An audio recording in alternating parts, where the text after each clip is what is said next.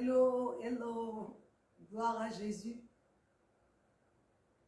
C'est une grâce encore de nous retrouver aujourd'hui sur cette plateforme.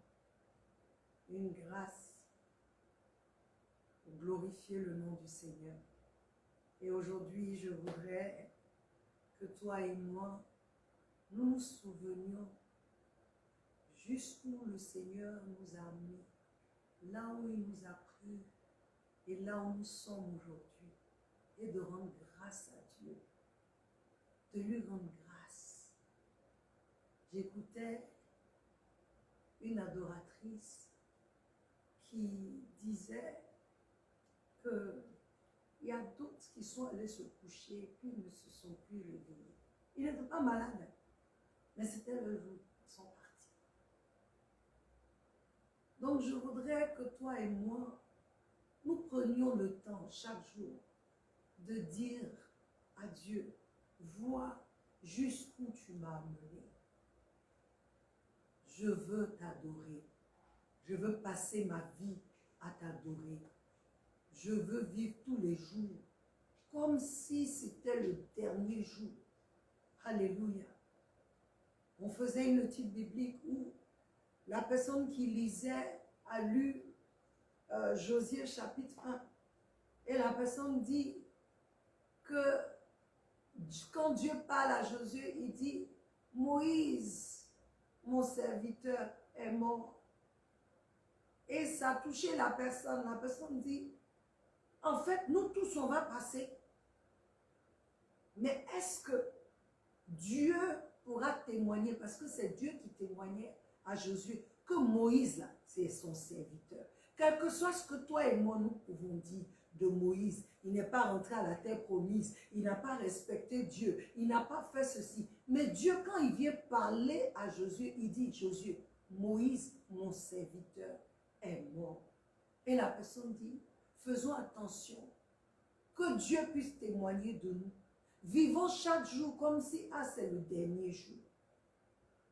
Que Dieu puisse témoigner de nous. Et ça commence par la reconnaissance. Que tu t'asseyes 2022 et que tu te poses la question.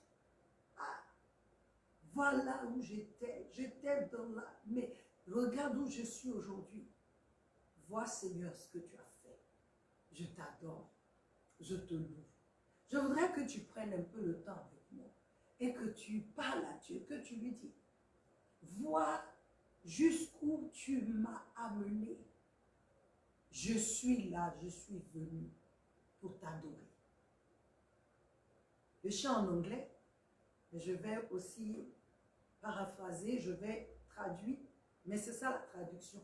Vois jusqu'où tu m'as amené. Je suis venu t'adorer. Que tu fasses un examen en toi-même et que tu oublies. Tu te rends compte qu'il a été avec toi. Ce qui t'intéresse, c'est qu'il a été avec toi. Et il t'a amené quelque part.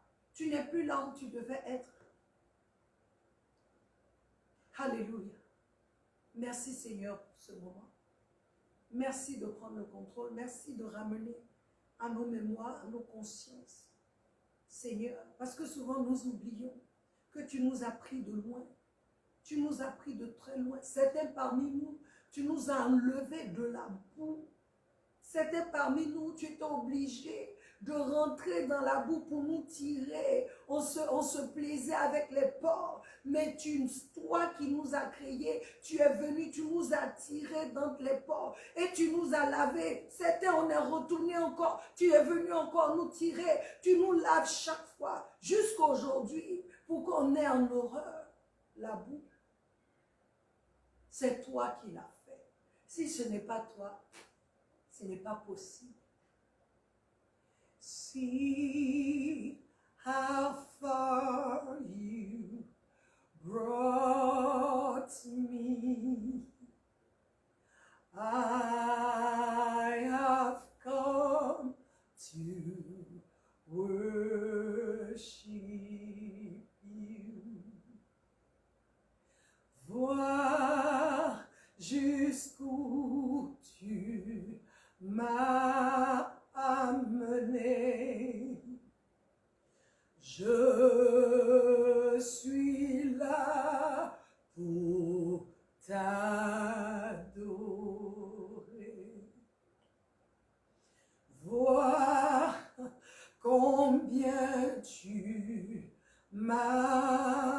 sauver. Je suis là pour t'adorer.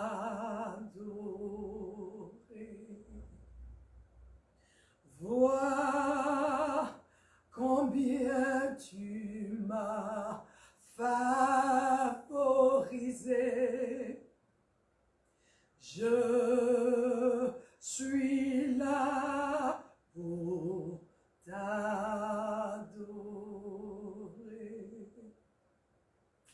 Vois combien tu m'as aimé. Je suis là pour t'adorer. Vois jusqu'où tu m'as amené. Je me souviens d'où je viens, d'où tu m'as tiré. Je me souviens des choses desquelles tu m'as sauvé. Et la première personne de qui tu m'as sauvé, c'est moi-même. Je ne peux, Seigneur, que te louer, que t'adorer, que te célébrer. Quand je me souviens d'où tu m'as tiré, je ne peux qu'élever ton sein. Vois jusqu'où tu m'as amené. Je n'ai jamais pensé que je serais là où je suis aujourd'hui. Je n'ai jamais pensé que je ferais ce que je suis en train de faire aujourd'hui. Je n'ai jamais pensé que ta paix, je pouvais avoir une telle paix en moi. Je n'ai jamais pensé que je pouvais avoir cette assurance que j'ai. Je ne pouvais jamais penser, Seigneur, que moi aussi, je pouvais servir à quelque chose de bon. Je n'ai jamais pensé que je serais au niveau où je suis. Et je sais que je ne suis pas la seule. Certains parmi nous, nous pensons que nous sommes arrivés là où nous sommes arrivés parce que nous nous sommes battus, parce que nous avons grouillé, parce que nous sommes rentrés en brousse ressortis. Mais aujourd'hui, je veux dire à quelqu'un, ce n'est pas toi, c'est l'Éternel. C'est sa grâce. Alléluia. C'est sa grâce qui t'a emmené là où tu es aujourd'hui. C'est sa grâce qui fait ce que toi et moi, nous pouvons faire aujourd'hui. C'est la grâce de Dieu. C'est sa grâce. Sa grâce. Aucune autre chose. C'est lui qui fait. C'est lui seul. Même quand tu te dis, j'ai rencontré des gens, c'est Dieu. Ce n'est personne d'autre. Je veux encourager quelqu'un aujourd'hui. Que tu puisses chanter.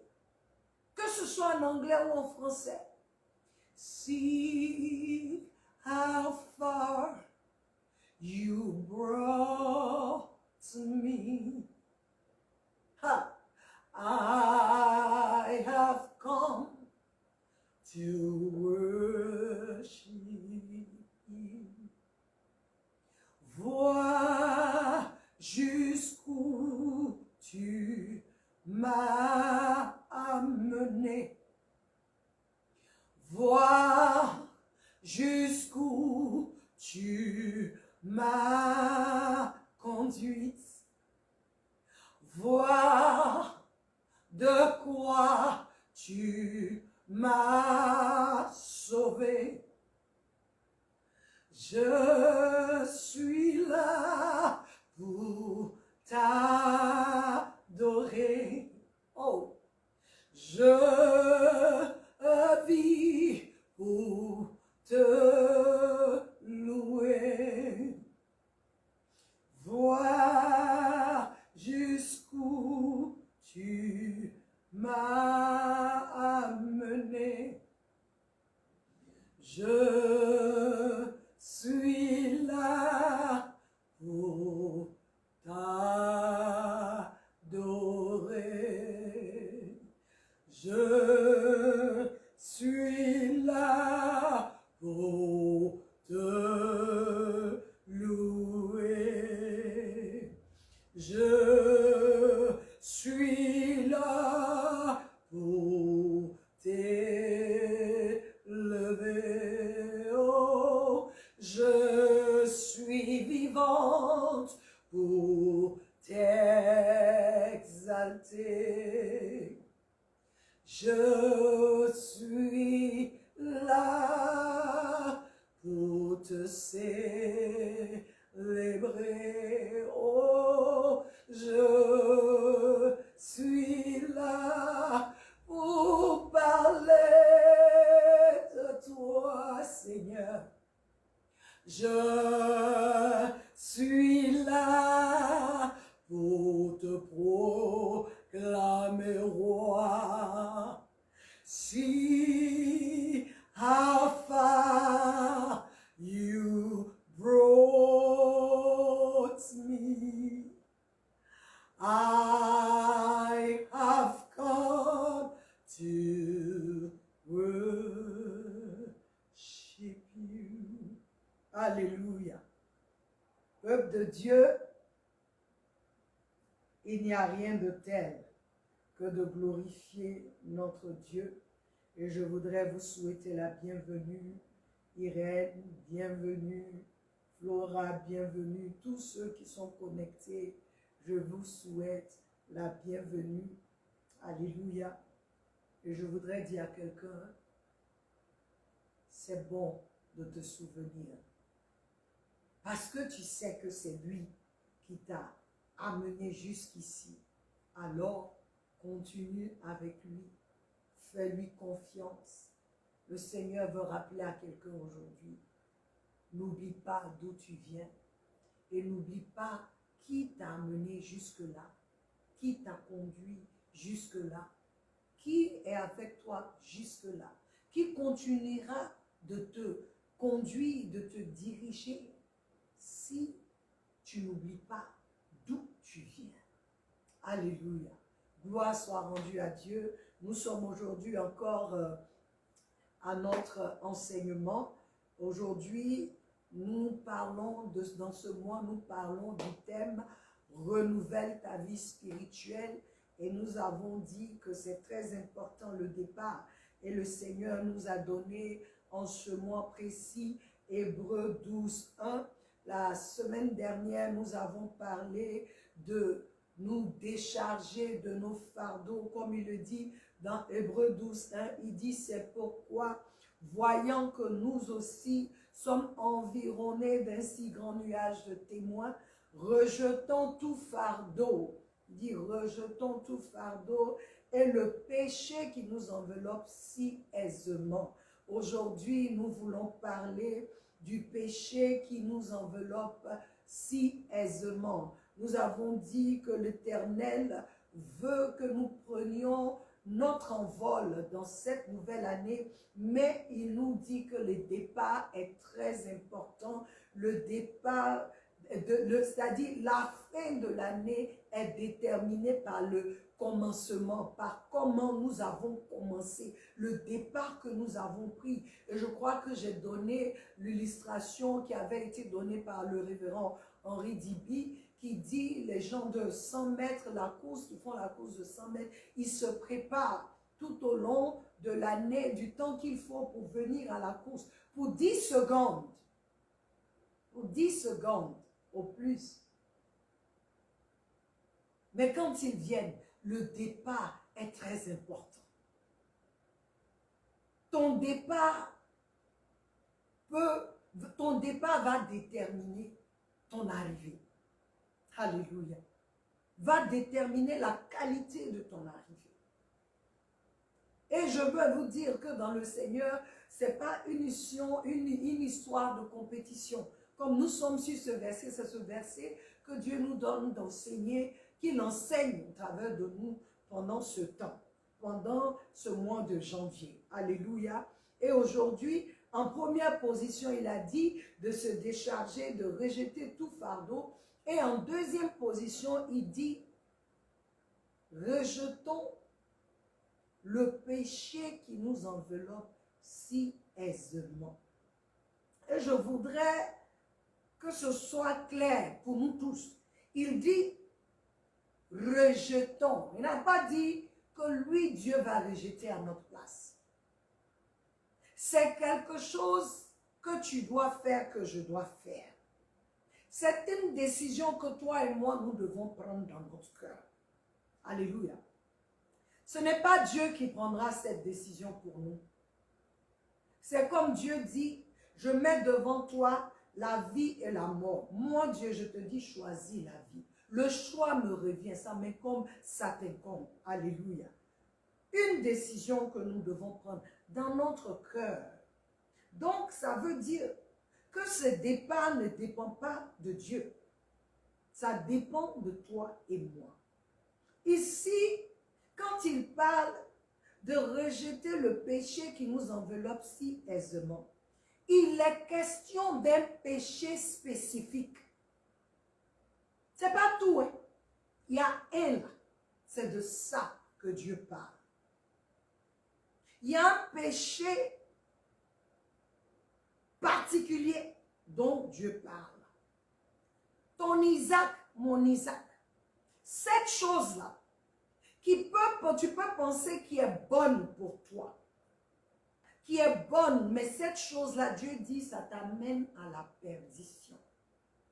C'est cette chose-là qui est intouchable. C'est-à-dire, quand Dieu est venu parler à Abraham, il dit, donne-moi ton fils, sacrifie ton fils. Abraham avait en ce temps 2 fils. Mais Dieu dit, ton fils, celui que tu aimes, il a été spécifique. Celui que tu attendais depuis de ta femme que tu aimes. C'est celui-là que je veux. Sacrifie, offre-moi celui-là. Aujourd'hui, Dieu dit, la chose que tu gardes là, que je garde là, qui est intouchable, alléluia, la chose que je refuse, que tu refuses de voir, telle que c'est, parce que c'est parmi nous, on refuse cette chose spécifique là, on trouve que ça va. Et Dieu dit, même si c'est une bonne chose, et que ça t'empêche d'être ce que, ou celle ou celui que lui veut que tu sois, il appelle ça péché, il n'y a pas un autre nom. Dieu dit c'est un péché. C'est spécifique. La chose que tu défends, quand on vient parler de ça, tu rentres en transe en même temps. Dieu dit, c'est un péché. Pourquoi? Parce que cette chose-là t'empêche d'être la personne que toi tu veux. Et cette chose-là va t'empêcher cette année, si tu ne te retires pas, si tu ne rejettes pas la chose, ça va t'empêcher cette année de rentrer, d'avoir un bon départ. Alléluia. Dieu, je veux que tu saches, Dieu appelle ça péché. Il appelle cette chose-là péché. Donc, il n'y a pas une autre appellation. Il dit c'est un péché. Et voici ce que Dieu dit, ça te fait. Ça me fait. Parce que souvent, il dit voici ce que cette chose-là nous fait. Il dit ça t'enveloppe. Je suis allée chercher envelopper. Envelopper, quand tu vas chercher, on dit entourer, recouvrer, assiéger, attacher, bander, attaquer et bloquer. Dieu dit, ce que cette chose-là fait, ça t'entoure. Je te donne un exemple, comme quelqu'un qui a un jardin et qui met autour du jardin des grillages. C'est son jardin. On peut voir de dehors, hein. Il met une clôture en grillage, son jardin protégé. Mais qu'est-ce qu'il a fait? Il a entouré. C'est pour lui. Le jardin est bien gardé, entouré. Il dit, envelopper veut dire recouvrer. Quand tu regardes recouvrer, c'est quoi? Tu recouvres ce qui t'appartient. C'est comme si la chose t'a prise, tu es sa possession. Donc, ça recouvrait sa possession. Donc, ça met tout en place pour que ça ne puisse plus aller ailleurs. Ça t'assiège. Ça t'attache. Si ça s'arrête encore, il dit ça t'attaque. Mais tu ne sais pas. Parce que l'effet premier, c'est que ça t'entoure de manière à ce que tu ne vois pas le danger. C'est comme si je suis là, j'ai mis la clim, il fait frais. Au lieu d'arrêter, je prends une couverture, je m'enveloppe avec, je m'enroule avec. Le froid est là et je dis, ça ne me touche pas. Quand je mets la couverture, j'ai un bien-être, je sens un bien-être. Ça souffle, mais moi je suis couverte. Mais si je reste comme ça, je vais tomber malade. Si je reste dans cette position, on n'arrête pas la clim, je suis dedans. Le vent là va pénétrer, le glacé là va pénétrer, la fraîcheur va pénétrer la couverture que j'ai parce que je suis dedans 24 heures sur 24 heures. Il dit, ça t'attaque. Mais tu ne sens pas ça, que tu es en danger. Que cette chose-là te garde jalousement. Je parle de ce que ce péché spécifique fait. Il s'arrête, il dit, ça t'enveloppe si aisément. Cette chose te fait te sentir bien. Ça te donne une liberté illusoire. Tu penses que tu es libre dedans. Mais c'est de l'illusion. Parce que son rôle, son objectif, c'est de te faire du tort, de te faire du mal. Un sentiment de satisfaction que tu as, qui n'est pas par le Seigneur.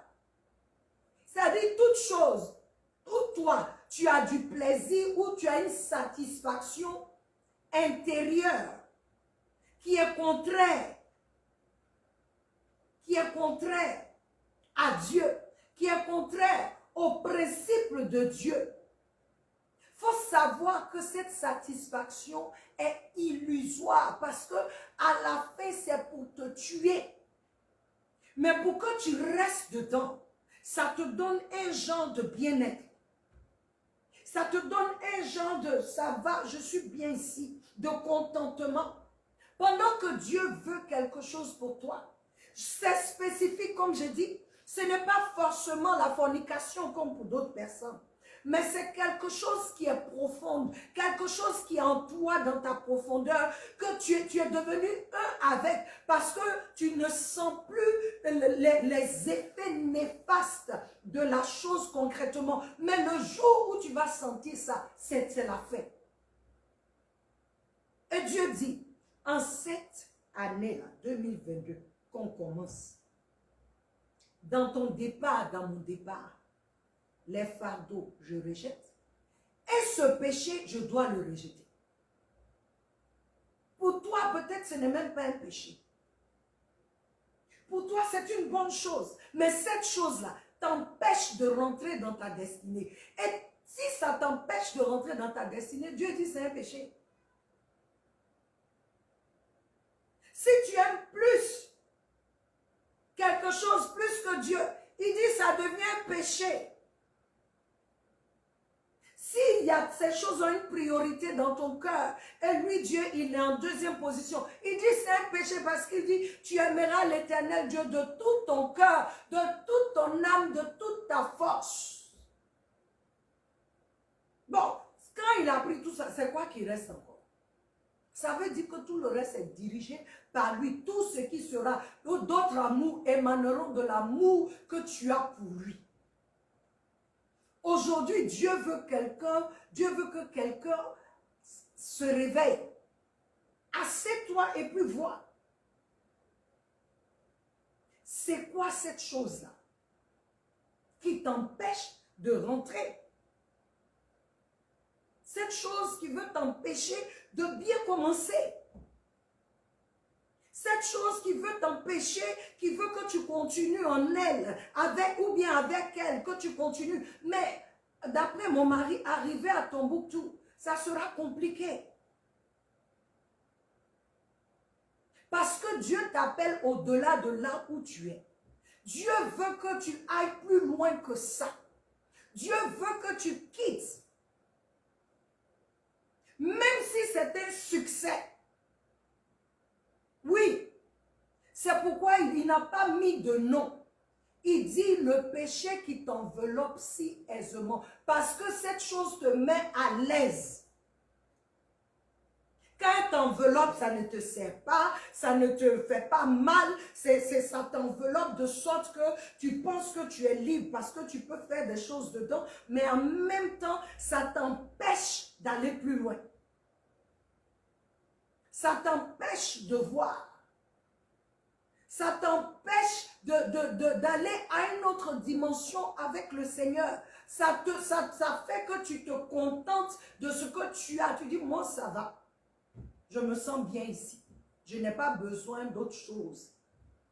Il y a certaines personnes à qui Dieu parle. Dieu te dit quelque chose depuis. Dieu te dit, tu dois aller là. J'ai besoin de toi ici. Je veux que, mais chaque fois, cette chose-là, quand elle vient, quand tu commences, on est nombreux, on est en train de commencer, donc on a de belles résolutions. Dans 3 mois, est-ce que tu auras la même résolution? Parce que ce que tu as dit, tu ne fais plus. Toi-même, tu sais que cette chose t'empêchait. Mais ça revient. Parce qu'il y a une situation là qui arrive. Il y a des choses qui se mettent en marche. La chose sait comment faire pour que tu reviennes à elle. Elle sait comment faire pour que toi, tu sois avec elle. Pour certains, ça peut être ton tempérament. Ça peut être que tu es impulsif. Ça peut être que tu te dis, moi je dis la vérité quand c'est la vérité. Mais ça t'empêche d'aller plus loin. Parce que tu n'ajoutes pas la sagesse. Le Seigneur veut qu'en cette saison précise, ce péché-là, si tu vois, il y a 2 choses. Il dit, rejetons le fardeau et le péché qui nous enveloppe si aisément. Ça dit, lui, il sait, ce truc-là sait, cette chose-là sait quoi faire pour que toi, tu reviennes. Elle sait. Parce qu'elle te met à l'aise. Elle te rend confortable. Mais je veux que quelqu'un sache, trop de confort tue. Quand je dis trop de confort spirituellement, la Bible nous parle de l'histoire de Naomi et son mari. La parole déclare qu'à Bethléem, il y avait la famine, Mais lui, Elimelech, a pris Naomi et ses 2 fils pour quitter Bethléem. Et il est allé là où Dieu ne veut pas. Là où Dieu a en abomination. Il est allé vivre parmi un peuple qui est issu de l'inceste, Lot et ses filles. C'est là-bas qu'il allait avec sa famille parce que là-bas il y avait du pain. Là-bas on pouvait manger. Quand il est allé, qu'est-ce qui s'est passé? Ses filles sont mariées de femmes de ce lieu. Lui, il est mort. Ses 2 fils sont morts. Ses 2 fils n'ont même pas eu d'enfants. Ils sont morts. Naomi est retournée, elle seule, avec sa belle-fille qui a été sauvée. Combien d'années? C'est une âme qui a été sauvée. Elle est revenue parce qu'elle a appris que le Seigneur a visité Bethléem, Israël. Quand tu quittes où Dieu est et tu dis tu t'en vas chercher un confort chez l'ennemi, c'est ta destruction. Certains parmi nous, c'est ça. Le confort, là, tu sais que Dieu n'est pas dedans. Le confort dans lequel tu nages aujourd'hui, tu sais que Dieu n'est pas la source. Dieu ne veut pas de ça. Tu as quitté la maison de Dieu. Tu as quitté la présence de Dieu pour te retrouver là-bas. Donc, même quand tu es là-bas et que tu veux vivre ta vie chrétienne là, ce n'est pas facile. C'est comme Lot. Il est allé ailleurs. Il s'est mal comporté avec son oncle. Quand son oncle lui dit choisis, en tant qu'enfant bien élevé, tu vas dire non, tonton. Moi, je ne peux pas choisir avant toi. C'est toi qui m'as élevé. C'est vrai que nous sommes devenus tous deux riches maintenant. Mais toi, choisis d'abord. Et j'irai là où tu n'as pas choisi. Non, hein? Son oncle dit, regarde, choisis. On dit, il a regardé, il a vu que le côté là tout était vert. Il a choisi là-bas. Mais il est parti à Sodome et Gomorrhe. Comment il a terminé? Ta zone de confort, fais attention. Ce que tu appelles confort, ça peut être l'ennemi qui t'amène quelque part. La séduction de l'ennemi pour te faire du tort, pour te faire du mal. Et ton choix est très important. La reconnaissance de ton choix, ça dit qu'il faut que tu t'asseyes. Certains parmi nous, d'autres ne savent pas exactement ce que c'est. C'est pourquoi tu dois prier. D'autres aussi ont une petite idée. Tu dois prier. D'autres aussi savent que Dieu leur a dit de faire certaines choses. Mais à cause du confort, là, c'est compliqué. Si je laisse ça, comment je vais faire? Mais celui qui t'a créé là, il ne sait pas comment. Il n'est pas capable de prendre soin de toi. Il n'est pas capable de te diriger. Celui qui te donne l'oxygène tous les jours. Tu n'es pas à l'hôpital comme ceux qui payent pour pouvoir respirer. Il n'est pas capable. Peuple de Dieu, notre départ est très important. Notre départ est très important. Comment nous commençons cette année est très importante. Dieu veut que nous nous asseyions et que nous réfléchissions. Où est-ce que je veux aller? Est-ce que je veux aller où Dieu veut que j'aille? Ou bien ça ne m'intéresse pas? Il nous a donné le libre arbitre. Tu peux choisir. Mais je vais dire à quelqu'un, choisis le choix de Dieu. Et j'ai dit encore, nous les chrétiens, enfants de Dieu, on n'a pas de choix. Le seul choix que nous avons, c'est ce que Dieu veut. C'est ça notre choix. Aujourd'hui, je voudrais t'encourager. Je ne sais pas, je ne sais vraiment pas c'est quoi ce péché spécifique qui t'enveloppe, qui m'enveloppe. Chacun de nous sait. Chacun aussi peut ne pas savoir. Mais c'est le moment d'aller prier. Quelle est cette chose, bonne ou mauvaise, qui t'empêche d'être ce que Dieu veut que tu sois, d'arriver et puis tu es confortable dedans et tu n'arrives pas. Vous êtes devenus un même. Donc quand on touche à la chose, tu es énervé. Peut-être que pour toi, cette année, tu dois accepter qu'on te dise la vérité. C'est ça qui va t'affranchir. Que tu acceptes. Peut-être que pour toi, c'est qu'aujourd'hui, tu rejettes l'orgueil. Tu sois teachable, comme on dit en anglais. Que tu sois enseignable. Peut-être que pour toi, c'est de t'humilier et t'approcher de certaines personnes pour apprendre, pour rentrer là où tu dois rentrer.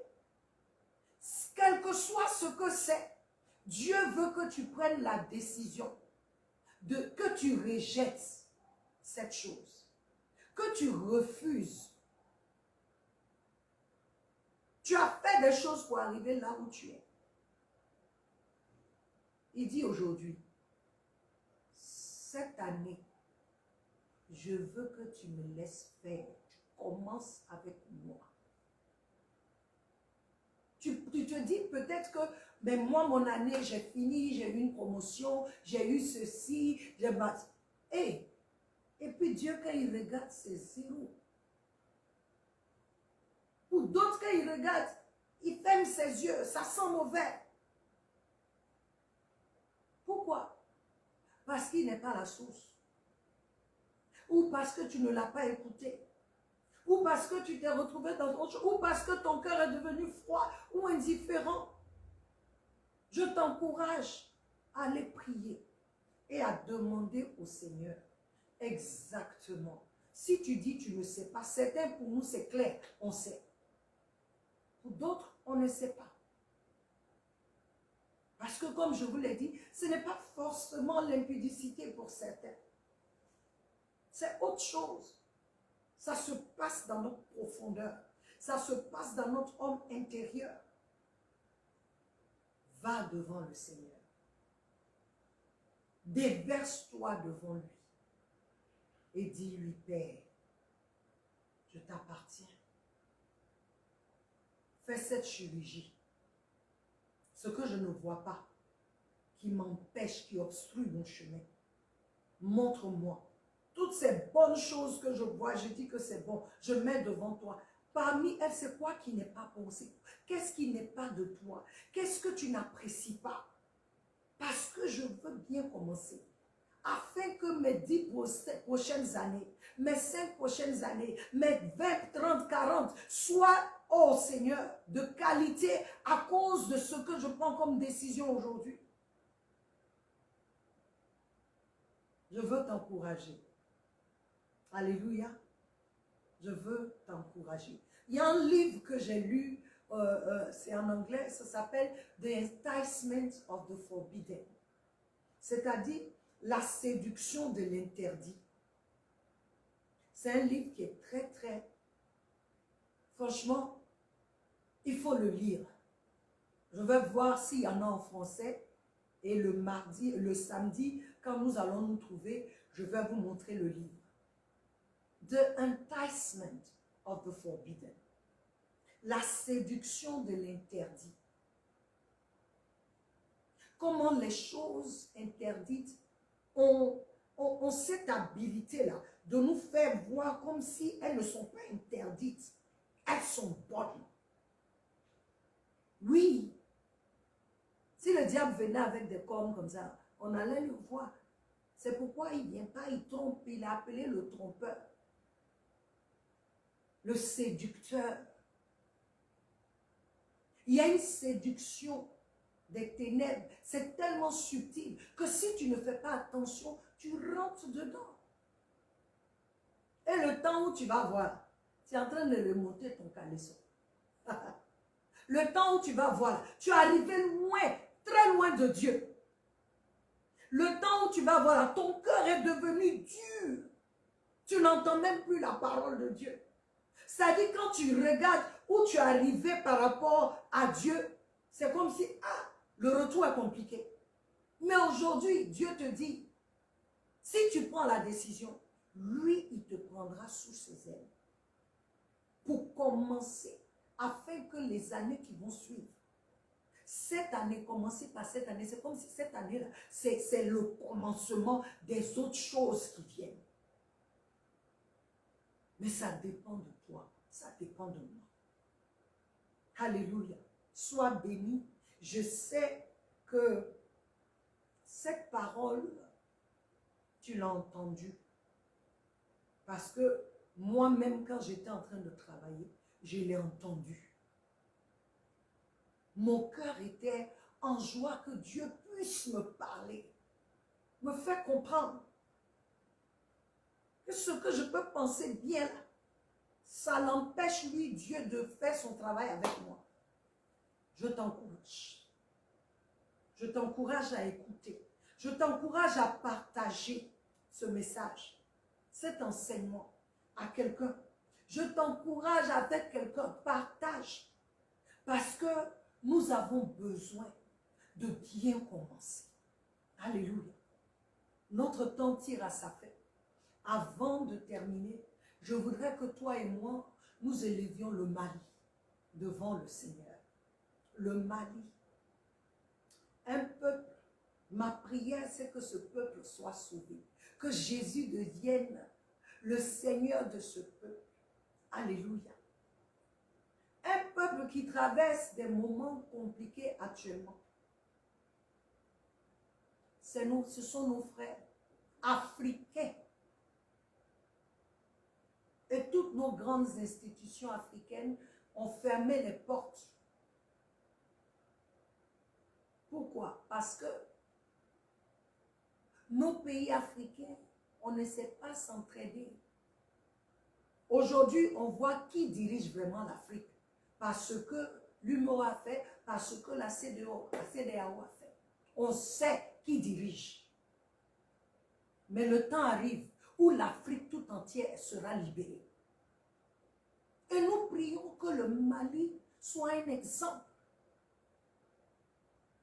Que le Mali soit un exemple. Que le Dieu d'Abraham, le Dieu d'Isaac, le Père de notre Seigneur Jésus-Christ, qu'en cette période précise, pour le Mali, que le Seigneur descende au Mali et que le Seigneur défende le Mali et que la justice règne au Mali, que les Maliens dominent le Mali, que les Maliens dirigent leur pays, que Dieu, avec tous ces embargos, pourvoie aux Maliens tout ce dont ils ont besoin. On a des frères chrétiens au Mali. Alors nous prions que l'Éternel, en cette saison précise, suscite des évangélistes, des hommes et des femmes, des prophètes, des pasteurs, des apôtres qui vont se lever au Mali et proclamer l'évangile, proclamer Christ dans le nom de Jésus. Que le Mali soit sauvé. Que le peuple malien soit sauvé. Et que tous les peuples africains qui sont assiégés, que l'Afrique soit libérée de la puissance coloniale, que l'Afrique soit libérée, l'Afrique soit délivrée, que Dieu nous suscite des hommes et des femmes qui vont se tenir pour le peuple africain. Même pour les autres nations, que Dieu suscite des hommes qui vont se lever pour le peuple. Que le Seigneur brise cette main-là qui est dépouillée sur l'Afrique. Que le Seigneur détruise cette main qui tient l'Afrique fortement. Que le Dieu d'Abraham, la main droite de notre Dieu, détruise, brise cette main qui tient l'Afrique tout entière. Et que les Africains, Dieu mette au pouvoir des hommes et des femmes qui ont à cœur leur nation, leur pays, leur peuple, pour les amener à vivre dans la paix. Que le Seigneur donne à ces dirigeants maliens qu'il a suscités d'être forts et de tenir au nom de Jésus. Que le nom du Seigneur soit béni.